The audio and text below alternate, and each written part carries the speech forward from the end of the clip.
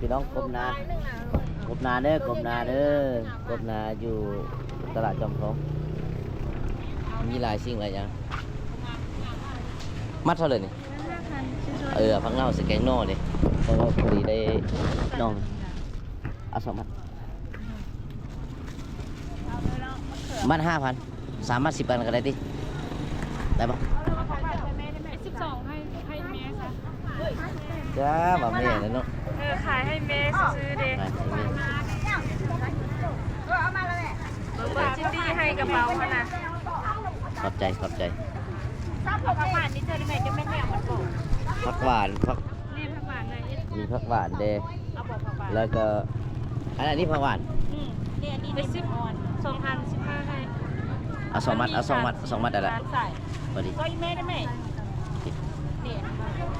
เดี๋ยวแม่เด้อเอาทางนี้เด้อมึงเมื่อจะช่วยเดี๋ยวมีหลายแนวเลยพี่น้องนี่ตลาดจอมทองว่าจะเป็นทั้งหน่อช่วงนี้กับหน่อกำลังออกเนาะมีหน่อจ้า10 บาท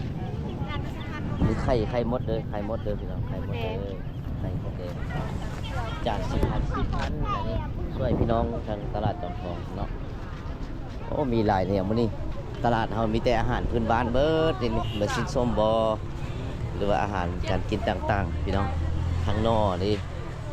นางเฮ็ดตันเฮ็ดหูหนูคิงนี่สลีทงเท่าไหร่นะขอทงนึงนะทง10,000เด้อสลีตลาดจอมทองเด้อทีนี้ก็ได้ป่ะอะไรอยากซ่องเงินอยู่เลยเดี๋ยวส่ง10,000เราจะส่งมาขายสลีสั่งเอาถุงนี้ตอนลูกสายเข้าใจนะโอ้มีกบมีปลาพวกหลายมีหลายแนวพี่น้องเลยโอ้มีนกข้อบ่นี่ตะกระหอกเนาะกระหอกไก่ปลาหลายแนวเนาะเบิ่งมีผักอันนี้ผักหญ้าควายบ่นี่ผักหญ้าควายผักหญ้าควายสุกผักนี่มาเสียบหลายๆเนี่ยนี่กบพี่น้องกบหน้าบ้านเราปลาได้หรือปลาคิงโลเท่าไหร่โล200,000ปลาพงเนี่ยโลเท่าไหร่โล150,000ปลาพงนี่เนาะปลาน้ำเนินบ่นแม่นปลาน้ำมัดบ้านเฮาปลาน้ำมัดบ้านเฮาอันโกบก็ประมาณโล100,000ปลายนี่แหละเนาะแล้วก็มีหลายเนี่ยพี่น้องมีไส้อั่วมีสลีนะพี่น้องเนาะเด้อพี่น้องจะซื้อไส้อั่วซอยแม่ล่าเนาะผู้ใดไกลไปไกลมาซื้อไส้อั่วซอยแม่ล่าเด้อตลาดจำทองบางคันนี่เด้อราคาบ่แพงเนาะพี่น้องอยู่นี่อยู่ตลาดจำทอง50,000เสื้อเดียวไปคนละไม้ละมือเนาะขอบใจลูกขอทองยางใหญ่ได้ถุงนึงมีบ่แม่จะดีเขาถุงยางจะดีมีหลายคนขายสลีซื้อไส้อั่วแต่ขอทงยางน้ำผู้ขายสลีนี่นะ สลีพัดเอาแล้วขอบเจอเนื้อขอบเจอเลาะตลาดบ้านเฮาพี่น้องเจ้าเลาะตลาดบ้านเฮาพี่น้องอาหารการอยู่กันกินช่วงนี้ก็ทั้งผักกระเทียมบ่หอมบัวโอ้หลายซัมจีสนับสนุนให้บ้านเฮานี่มักแห้วบ่อันนี้โลเท่าเลยแม่นี่อยู่ดีไม่แห้งไหมโอ้ไม่น้อยเลยนะไม่น้อยเลยเนาะผู้ใดไกลไปไกลมาเด้อมาซื้อช่วยไม่น้อยเด้อเอาไม่แห้วรู้เลยโลเท่าเลยโล15เนาะเดี๋ยวส่งเงินก่อนมีบ่นอนติดนี่บ่นอนเป็นเนยไม่น้อยบ่นอนดิเอาจัก2 โลเนาะซื้อ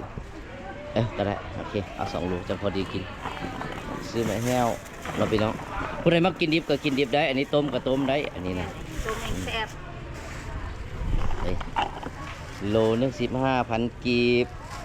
อันนี้แม่นอาหารชาวเมืองคำมาแห้วพี่น้องมีแต่บ่อนเดียวนี่ได้นี่นะมีแต่บ่อนเดียวนี่แหละมีแต่เมืองคำนี่แหละมีหมักแห้วหมักแค้วอะไรหมักแค้วอะไรเอิ้นว่าทราบจริงจันว่าหมักแค้ว พิ่นขายมื้อนี้ขายหลายแนวได้นี่นะนี่มีทั้งหอมบัวแดงหอมบัวแดงเจียวมันแห้งแล้วครบเลยนี่ผักกระเทียมบ่ผู้ใดไกลไปไกลมาเข้ามาทางเบื้องหน้าเด้อต่อหน้าทางธนาคารนะพัฒนาลาวเนาะตู้ของธนาคารพัฒนาลาวแล้วปินหน้าเข้ามาเซิงๆนี่เลยทางหน้านี่เลยเข้ามาตลาดนี่ครบเลยราคาถูกเป็นกันเองทางไม่น้อยเฮานี่นะเนาะบอกว่าจะพิเศษเส้นเฟื่องบางคำว่านี่นะ คือเดียว เส้นเฟื่องบางคำอันนี้นะพี่น้องเอ้ยเส้นเฟื่องบางยาวๆนี่เฟื่องแม่ค้าก็ใจดีเด้อผู้ใดไกลไปไกลมาซื้อช่วยเพิ่นนี่ เห็นว่าในโนโตหัวหมู อยู่ดีมีแหง อยู่ดีพี่มันหายเอากูโล่งกูญาติกูญาติ เห็นเสี่ยวกลมนี่ เย็นโลเลได้พออยู่ดีได้ บ่เห็นโดนเติบแล้วผู้ใดไกลไปไกลมาซื้อผักช่วยเด้อเสี่ยวเจียงแม่ เนาะเสี่ยวเจียงอยู่ทางตลาดจอมทองเนาะมีขายทั้งผักสลัดนี่แล้วก็ผักหอมบัวกันกำหอมปอมเนาะครบเลยแม่ค้าคนสวยใจดีมาพี่น้องซื้อของอยู่ของกินนอกจากที่ว่าขายผักแล้วก็เพิ่นก็จะมีขายอาหารเนาะจะเป็นประเภทลูกซีนโบหรือว่าฮอนด็อกเนาะมี2-3แนวนี่จะเป็นมักนาวหอมบัวเนาะกายมาทั้งหลังอย่าลืมเด้อมาซื้อสร้อยแม่ค้าบี้เด้อแม่ค้าบี้คนสวยเด้อดิของอยู่ของกินเนาะอาหารปลาผักต่างๆนี่จะซื้อลืมซื้อสร้อยแม่ค้าบี้เนาะเจียวจุ่มเจียวตั้งมานี่แหละตั้งมาเบิ่งกันแม่ค้าตลาดจอมทองมานบ่มานเฮงๆบ่อย่าลืมมาซื้อสร้อยเด้ออยู่ทางในของตลาดจอมทองนี่หลังที่ว่าห้านเขาเจ้าขายซีนเนาะ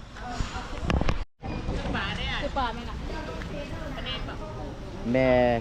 ค้าขายปลาเด้ออย่าลืมอุดหนุนแม่ค้าขายปลาตลาดจอมทองรู้ไหมช่วยๆเนาะโอเคได้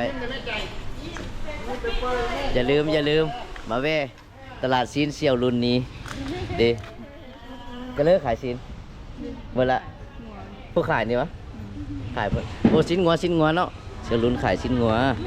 นี่ตลาดสดชิ้นงัวมีทั้งซีนแล้วก็เครื่องในของสดต่างๆนี่มาเลาะตลาดแรงอย่าลืมซื้อเครื่องของหรือว่าซีนต่างๆเลยมื้อนี้บ่มีมื้อนี้เที่ยวมื้อนี้นะมื้อนี้เที่ยวกินแล้วมื้อนี้เอาสำนีสะก่อนเนาะกลับบ้านเราได้เครื่องได้ของหลายเดี๋ยวได้จะได้เครื่องสึกแกงโนเนาะได้ทั้งสลีหมักแฮวนี่ผักหวานแล้วก็ผักเน่าเน่าใส่หรือว่าผักข่าบ้านเราเลยเนาะ